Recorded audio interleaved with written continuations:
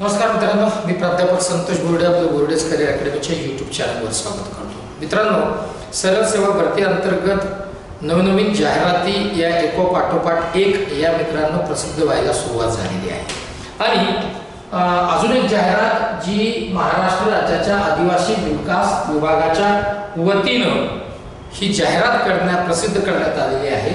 या आदिवासी विभागात तब्बल 111 जागा ज्या आहेत मित्रांनो या भरल्या जाणार आहेत। आजच्या या व्हिडिओमध्ये आपण कोणकोणत्या वेगवेगळ्या पदांवर ही भरती होणार आहे, त्याच्यानंतर अर्ज करण्याचा याचा अंतिम दिनांक अंतिम तारीख कोणती आहे, सोबत त्याची संपूर्ण माहिती अर्ज भरताना आणि परीक्षा पॅटर्न काय असेल, त्याच्यानंतर परीक्षा कधी होणार आहे, शेवटची तारीख किती आहे, वयाची पात्रता कशी आहे, अशी सगळी माहिती जी आहे सविस्तर माहिती कमीत कमी वेळात मी या व्हिडिओमध्ये मित्रांनो आपण कव्हर करणार आहोत। बोर्डेज करिअर अकॅडमीच्या यूट्यूब चॅनलला जर आपण पहिल्यांदा व्हिजिट करत असाल तर चॅनल सबस्क्राइब करायला विसरू नका। लिंक डिस्क्रिप्शन बॉक्समध्ये दिलेली आहे। व्हिडिओ शेवटपर्यंत बघा, ऐका आणि जास्तीत जास्त उमेदवारांपर्यंत शेअर करायला विसरू नका, कारण आदिवासी विभागात तब्बल 611 जागांसाठीची भरतीची ही जाहिरात मित्रांनो प्रसिद्ध झालेली आहे। त्याची माहिती बघा, आपण एक एक करून सगळे पॉइंट कव्हर करू मी तुमच्या समोर मित्रांनो इथे ठेवतो आहे। बघा मित्रांनो, सरळ सेवा भरती 2024 5 ऑक्टोबरला ही जाहिरात मित्रांनो प्रसिद्ध झालेली आहे आणि गट ब अराजपत्रित संवर्ग व गट क संवर्ग या संवर्गातील ही जाहिरात मित्रांनो असणार आहे। पद कोणते कोणते आहेत आणि कुठल्या कुठल्या विभागामध्ये मित्रांनो कोणते जे आयुक्तालय आहेत त्याच्यामध्ये हे येणार आहे ते आपण बघून बघायचे।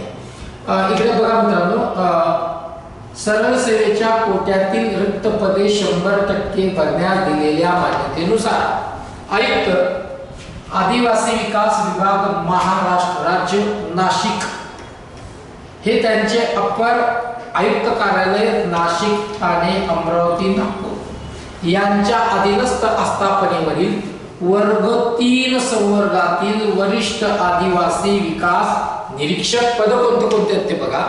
आदिवासी विकास निरीक्षक, संशोधन सहाय्यक, उपलेखापाल, मुख्य लिपिक, सांख्यिकी सहाय्यक, वरिष्ठ आदिवासी विकास निरीक्षक नॉन पेशा आहे मित्रांनो हे, वरिष्ठ लिपिक सांख्यिकी सहाय्यक, कनिष्ठ शिक्षण विस्तार अधिकारी, लघु टंक लेखक, गृहपाल स्त्री, गृहपाल पुरुष, अधीक्षक स्त्री, अधीक्षक पुरुष, ग्रंथपाल सहाय्यक ग्रंथपाल, प्रयोगशाळा सहाय्यक, कॅमेरामन कम प्रोजेक्टर ऑपरेटर, तसेच आयुक्त कार्यालयाच्या स्तरावरील उच्च श्रेणी लघुलेखक व निम्न श्रेणी लघुलेखक इत्यादी गट क संवर्गातील सरळ सेवेची पदे भरण्यासाठी मित्रांनो पात्र उमेदवारांकडून ऑनलाईन अर्ज मागवण्यात येत आहे आणि ऑनलाईन पद्धतीने अर्ज भरण्याची सुविधा ही travel.maharashtra.gov.in या संकेतस्थळावर 12 ऑक्टोबर 2024 पासून मित्रांनो उपलब्ध होणार आहे। परीक्षेचं वेळापत्रक बघून घेऊ। 12 तारखेपासून मित्रांनो याला सुरुवात होणार आहे दुपारी, इकडे बघा 12 आणि 3:15 म्हणजे 3 वाजेपासून याला सुरुवात होणार आहे।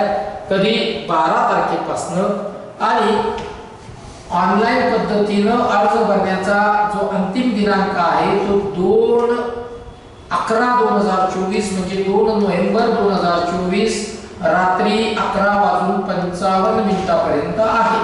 ठीक आहे, परीक्षा कधी होईल तर मित्रांनो या ऑफिशियल वेबसाईटला travel.maharashtra.gov.in या संकेतस्थळावर स्वतंत्रपणे करण्यात येईल। बघूया पुढे महत्त्वाचं, आता रिक्त पदांचा जो तपशील आहे तो आपण बघूयात. आता बघा मित्रांनो, याच्यामध्ये ना तपशीलवार चार्ट सगळे दिलेले आहेत. बोर्डेज करिअर अकॅडमीच्या टेलिग्राम चॅनलला ही संपूर्ण PDF आहे, ज्याची लिंक डिस्क्रिप्शन बॉक्स मध्ये मित्रांनो दिलेली आहे. मी फक्त तुम्हाला आता नंबर ऑफ पोस्ट किती आहेत, वॅकन्सीज किती आहेत, त्या पोस्टसाठीचं त्या पदासाठीचं तेवढं मी तुम्हाला मित्रांनो सांगणार आहे. पदसंख्या बघा, कोणते? वरिष्ठ आदिवासी विकास निरीक्षक, एकूण पदे 6, म्हणजे थोडक्यात सिनियर ट्रायबल डेव्हलपमेंट इन्स्पेक्टर, एकूण पदे 7 मित्रांनो आहेत. कॅटेगरीनुसार किती किती आहेत ते तुम्ही एकदा PDF सगळी बघून घ्या, डाउनलोड करून घ्या बोर्डेज करिअर अकॅडमीच्या टेलिग्राम चॅनलवरून, किंवा या ऑफिशियल वेबसाईटला सुद्धा मी आता सांगितले त्या तुम्हाला बघायला मिळेल. संशोधन सहाय्यक म्हणजे रिसर्च असिस्टंट, याचे एकूण पद आहेत 4. सध्या फक्त रिक्त पदांची माहिती आपण बघूया, पुढे जाऊ. उपलेखापाल मुख्य लिपिक, आता याची शैक्षणिक पात्रता पुढे आपण घेणार आहोत. शेवटपर्यंत व्हिडिओ बघा, लाईक करा, शेअर करायला विसरू नका. 16 पद आहे. 16 कोणते? डेप्युटी अकाउंटंट किंवा हेड क्लर्क त्याला म्हणा तुम्ही, 16 पदे आहेत. आदिवासी विकास निरीक्षक, ट्रायबल डेव्हलपमेंट ऑफिसर, एक पद मित्रांनो आहे. हे एक पद जे आहे ते बघा तिकडे मित्रांनो, अराखीव हे पद आहे. त्यानंतर मित्रांनो, वरिष्ठ लिपिक सांख्यिकी सहाय्यक म्हणजे सिनियर क्लर्क स्टॅटिस्टिकल असिस्टंट, याचे तब्बल पद आहेत 61 पद मित्रांनो आहेत. एकूण पदे. लघु टंकलेखक, एकूण पदे मित्रांनो आहेत 3. पुढे जाऊया. पुढे बघा मित्रांनो, गृहपाल पुरुष, एकूण पदे 14. गृहपाल स्त्री, एकूण पदे 10. त्यानंतर मित्रांनो, अधीक्षकाचे 9 पद मेल, सुपरिटेंडंट मेल 9 पद मित्रांनो इथे आहेत, एकूण पद. वेतन श्रेणी सुद्धा दिलेली आहे. अधीक्षक स्त्री 17 पदे आहेत. वेतन श्रेणी 32,000 ते 1,00,000 मित्रांनो 1,600 इतकं आहे त्याचं वेतन श्रेणी. एकूण पदे 17. ग्रंथपाल, एकूण पदे 24.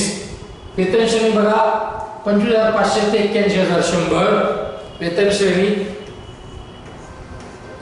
प्रयोगशाळा सहाय्यक, लॅबोरेटरी असिस्टंट, एकूण पदे आहेत 12. वेतन श्रेणी आहे वरती दिलेली, व्यवस्थित वाचून घ्या तुम्ही नंतर. वरिष्ठ आदिवासी विकास निरीक्षक, सिनियर ट्रायबल डेव्हलपमेंट ऑफिसर, एकूण पदे 3. संशोधन सहाय्यक रिसर्च असिस्टंट 7 पदे आहेत मित्रांनो. पुढे बघूया. त्यानंतर उपलेखापाल, मुख्य लिपिक, सांख्यिकी सहाय्यक, वरिष्ठ म्हणजे डेप्युटी अकाउंटंट, हेड क्लर्क, याचे एकूण पदे मित्रांनो आहेत 7. वरिष्ठ लिपिक, सांख्यिकी सहाय्यक, एकूण पदे तब्बल 57 आहेत. सिनियर क्लर्क, स्टॅटिस्टिकल असिस्टंट जे आहेत 57 पद आहेत. गृहपाल पुरुष 16 पदे. गृहपाल स्त्री 5 पदे. Superintendent male 16. Superintendent female 27. Librarian 15. Assistant librarian 1 पद आहे मित्रांनो. लॅबोरेटरी असिस्टंट 13 पदे आहेत. ज्युनियर एज्युकेशनल एक्सटेन्शन ऑफिसर म्हणजे कनिष्ठ शिक्षण विस्तार अधिकारी 21 पद आहेत.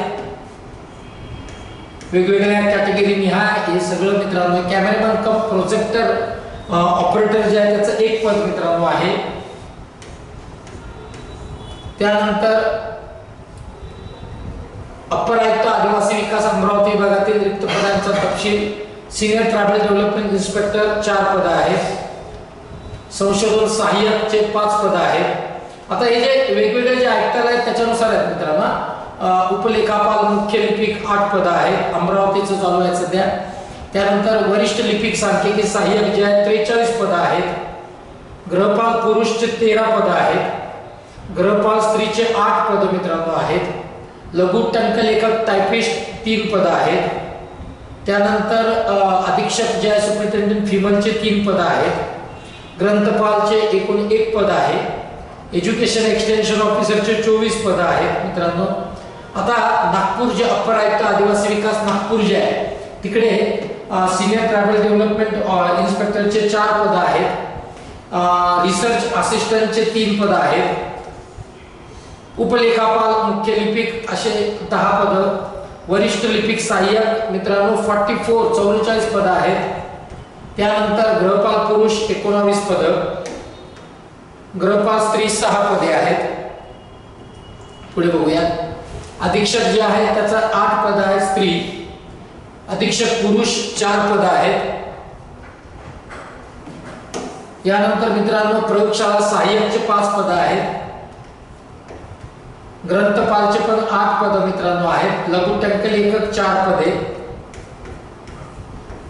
नाशिक जे आहे नाशिक आयुक्त आदिवासी विकास स्टेनोग्राफर हायर ग्रेड 3 पद.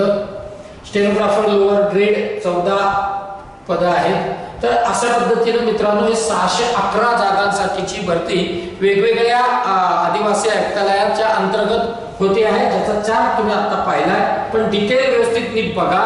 पीडीएफ बोर्डेस करिअर अकॅडमीच्या टेलिग्राम चॅनलला मित्रांनो आहे. आता याच्यात शर्ती आणि अटी दिलेल्या आहेत त्या तुम्ही नीट वाचून घ्या.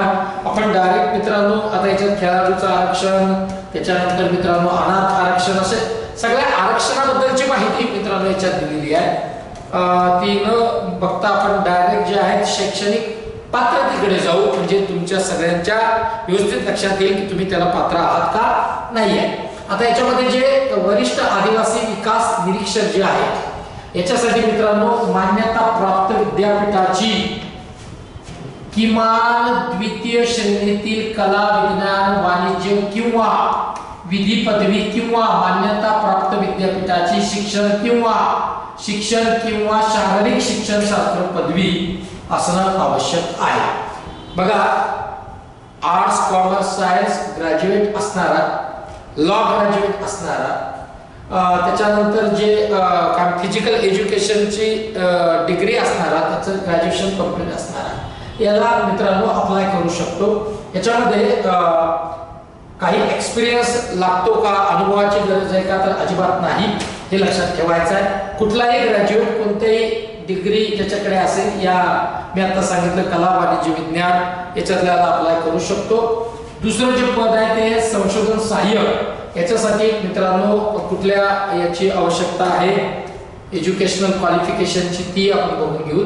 मित्रांनो विद्यापीठाची पदवी असणं आवश्यक आहे, परंतु गणित, अर्थशास्त्र, वाणिज्य आणि सांख्यिकी शास्त्र यापैकी कोणत्याही विषयातील पदवी धारण केलेला उमेदवार याला इथं प्राधान्य राहणार आहे. म्हणजे कुठलाही पदवीवाला याला अप्लाय करू शकतो, परंतु हे पदवी जेव्हा त्याची असेल तर त्या वेळेला मित्रांनो म्हणजे थोडक्यात काय तर हे गणित, अर्थशास्त्र, वाणिज्य आणि सांख्यिक शास्त्र यापैकी कोणत्याही विषयातील जर का ती पदवी असेल पर्टिक्युलरली, त्याला मात्र प्राधान्य इथं असणार आहे.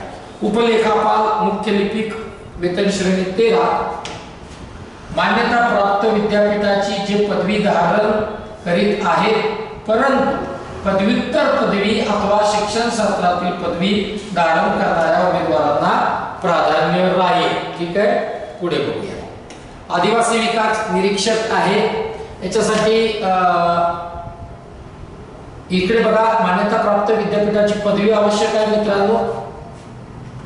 लिपिक, सांख्यिकी सहाय्यक जे आहे वरिष्ठ लिपिक, यालाही मित्रांनो कुठलाही पदवीधर याला अप्लाय करू शकतो, परंतु जर त्याचं गणित आहे, अर्थशास्त्रात त्याची डिग्री आहे, वाणिज्य म्हणजे कॉमर्सची त्याच्याकडे डिग्री आहे, त्याला प्राधान्य दिलं जाणार आहे. लघु टंकलेखक. आता लघु टंकलेखनामध्ये मित्रांनो शालांत, माध्यमिक शालांत प्रमाणपत्र परीक्षा उत्तीर्ण केलेली असली पाहिजे, थोडक्यात 12वी पास पाहिजे मित्रांनो. आणि इथे इकडे तुम्हाला 80 शब्द प्रति मिनिट लघुलेखनाचा वेग, स्टेनोग्राफर आहे याचा जो स्पीड आहे ती किती पाहिजे, 80 शब्द प्रति मिनिट. आणि इंग्लिश टंकलेखनाचा वेग 40 शब्द प्रति मिनिट व मराठी टंकलेखनाचा वेग 30 शब्द प्रति मिनिट. हे जर का असेल तुमच्याकडे हे प्रमाणपत्र महाराष्ट्र राज्य परीक्षा परिषद किंवा औद्योगिक प्रशिक्षण संस्था ITI ची जर का तुमच्याकडे असतील याला अप्लाय तुम्ही करू शकता. लघुलेखकाचं पद आहे, त्यामुळे ही शैक्षणिक अर्हता असणं आवश्यक आहे. अधीक्षक पुरुष, मान्यता प्राप्त विद्यापीठाचे समाज कार्य किंवा समाज कल्याण प्रशासन किंवा आदिवासी कल्याण किंवा आदिवासी प्रशासन शाखेतील मान्यता प्राप्त विद्यापीठाची पदवी असलेला या पोस्टसाठी अधीक्षक पुरुष या पोस्टसाठी अप्लाय करू शकतो. सेम तसंच आहे इकडे अधीक्षक स्त्रीसाठी, फिमेल. गृहपाल पुरुष, याच्यासाठी बघूया क्वालिफिकेशन काय आहे. मान्यता प्राप्त विद्यापीठाची समाज कार्य समाज कल्याण प्रशासन किंवा आदिवासी कल्याण प्रशासन शाखेतील मान्यता प्राप्त विद्यापीठाची पदव्युत्तर पदवी PG असणारा त्याला अप्लाय मित्रांनो करू शकतो. गृहपाल स्त्री सेम आहे, सेम क्वालिफिकेशन. ग्रंथपाल, आता ग्रंथपालसाठी बघूया मित्रांनो, बघा महत्वाचं आहे खूपच. ग्रंथपालसाठी बघा, ज्यांनी माध्यमिक शालांत प्रमाणपत्र परीक्षा उत्तीर्ण केली आहे आणि ज्यांनी ग्रंथालय प्रशिक्षण यामधील शासन मान्यता प्राप्त महाविद्यालयाचे अथवा संस्थेचे प्रमाणपत्र धारण केलेले आहे, परंतु ग्रंथालय शास्त्र यामधील पदविका धारण करणाऱ्या आणि कमीत कमी 2 वर्षापेक्षा कमी नाही इतका ग्रंथालय कामाचा अनुभव असलेल्यांना पसंती क्रमांक राहील. याचा अर्थ ज्यांच्याकडे ग्रंथालय प्रशिक्षण यामधील शासन मान्यता प्राप्त महाविद्यालयाचं प्रमाणपत्र असेल ते सुद्धा अप्लाय करू शकतात.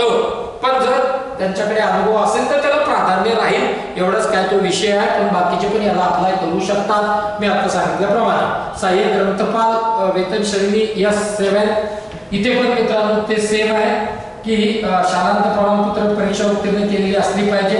मान्यता प्राप्त संस्था किंवा महाविद्यालयाचे ग्रंथालय प्रशिक्षण हे प्रमाणपत्र त्यांनी धारण केलेलं असलं पाहिजे. त्यानंतर प्रयोगशाळा सहाय्यक, याच्यासाठी शालांत प्रमाणपत्र परीक्षा उत्तीर्ण असणं आवश्यक आहे. कॅमेरामॅन कम प्रोजेक्टर ऑपरेटर जे आहे याच्यासाठी मित्रांनो उच्च माध्यमिक प्रमाणपत्र परीक्षा उत्तीर्ण केलेले असणं आवश्यक आहे. सोबत मान्यता प्राप्त संस्थेची फोटोग्राफी या विषयातील पदविका किंवा प्रमाणपत्र धारण करतात आणि शासन मान्य संस्थेमधील फोटोग्राफी, प्रिंटिंग, एनलार्जिंग आणि त्याच्याशी संबंधित शास्त्र याचा जर का प्रत्यक्ष कामाचा 3 वर्ष असेल इतका जर अनुभव असेल तर मित्रांनो याला अप्लाय करायला तुम्हाला हरकत नाही. असं वेगवेगळ्या या सगळ्या पदांसाठीचं ही वेगवेगळं क्वालिफिकेशन आहे. तुम्ही व्यवस्थित ते बघून घ्या आणि याला अप्लाय करा. पण अप्लाय करण्याच्या आधी मित्रांनो सगळं ही जी जाहिरात आहे ती नीट वाचा. आता पुढे बघूयात आपण. महत्त्वाचा पॉइंट आहे आपल्यासाठी की याची जी परीक्षा आहे ती कशी होणार आहे. कम्प्युटर बेस मित्रांनो ही परीक्षा आहे आणि निवडीची पद्धत जी आहे ती कम्प्युटर बेस परीक्षा होणार आहे. सर्व पदांसाठी फक्त मराठी माध्यमातूनच ऑनलाईन परीक्षा होणार आहे. वस्तुनिष्ठ बहुपर्यायी परीक्षा आहे. परीक्षा राज्यातील जिल्ह्याच्या मुख्यालयी घेण्यात येईल. नंबर 2. नंतर कम्प्युटर बेस ऑनलाईन एक्झाम आहे. त्यानंतर मित्रांनो बहुपर्यायी स्वरूपात असलेल्या कारणाने प्रत्येक प्रश्नात 2 गुण असतील. त्या ऑनलाईन परीक्षा जी आहे ती मराठी, इंग्रजी, सामान्य ज्ञान व बौद्धिक चाचणी या विषयाकरता 50 गुण ठेवून एकूण 200 गुणांची असेल. या सगळ्या विषयासाठी 50-50-50 असे 4 सब्जेक्ट आहेत. असे एकूण मिळून 200 गुणांची परीक्षा असणार आहे. आता कोणत्या पदांसाठी किती गुण आणि किती मिनिटं ते बघू. ऑनलाईन आहे मित्रांनो परीक्षा.